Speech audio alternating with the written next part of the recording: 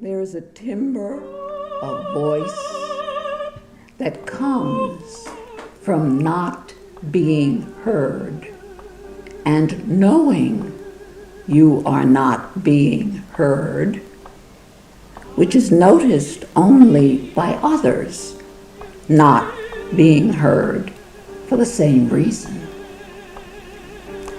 The flavor of midnight fruit, tongue calling your body through dark light, piercing the allure of safety, ripping the glitter of silence around you.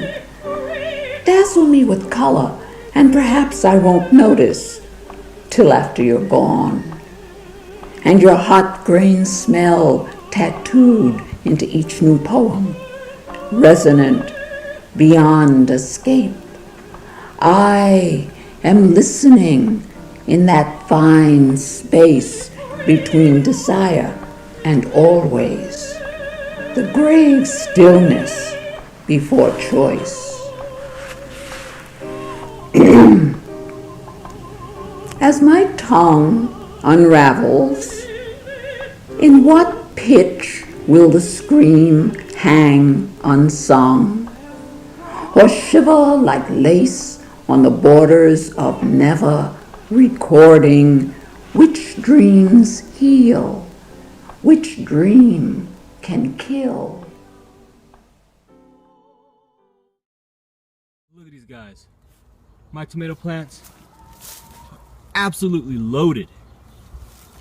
Look at this. Tomato right there. Look at the tomatoes in there. Just loaded.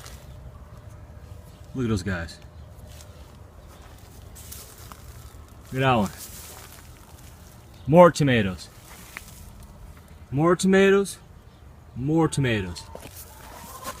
Everywhere you look, I got tomatoes. More tomatoes. Look at those guys. That's a nice little cluster of tomatoes right there. And we're just getting started. The tomato season is just starting. Now, what do tomatoes need? Number one, they need good soil. My soil is rich in compost, worm castings, azomite rock dust, and coconut coir. Now, the coconut coir doesn't have much nutrient value to it, but what it does is it retains the moisture in the soil. Moisture. Tomatoes like a very consistent moisture level in the soil. And that's hard to do, especially if you live in an arid climate like me. So what I do is I mulch, and I mulch heavily. Pollination. Tomatoes are self-pollinating, but if you don't, like right now, my tomatoes are coming on early, okay? I don't have a lot of bees in my area this time of year. So, no bees, no pollination, no tomatoes. So what I'll do is every morning I'll come out here. It's best to do it in the morning because that's when the pollen is at its prime. You'll see this cluster of flowers, these tomato blossoms. What I'll do is I'll just come in here and I'll shake the whole plant. You can't come up here and tap each individual blossom or the cluster of blossoms.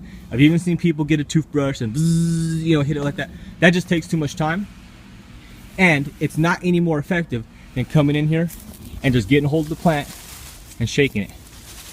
Just go all the way down my row of tomatoes and give it a quick shake in the morning. And by doing that, I have excellent pollination on my tomatoes. Obvious. Do you see what's going on? So I got about 30 feet of tomatoes.